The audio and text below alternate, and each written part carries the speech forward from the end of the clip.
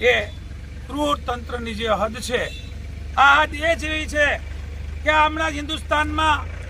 ચૂંટણીઓ ગઈ, રામ મંદિર માટે આપણે સૌને માન છે કે ભગવાન રામ આવ્યા, પણ ભગવાન રામ ત્યાં આવ્યા તો ત્યાં આવી જ હાલત કરી હતી બુલડોઝરની,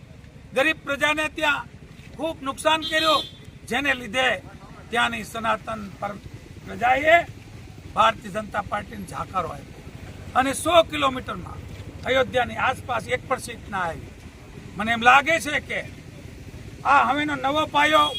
ભારતીય જનતા પાર્ટીના સરકારે અને એમના મુખ્ય માણસોએ આજથી શરૂઆત કરી કે આવતા સમયમાં અહીંયા પણ અયોધ્યાવાળી થાય એવું દૂર નથી.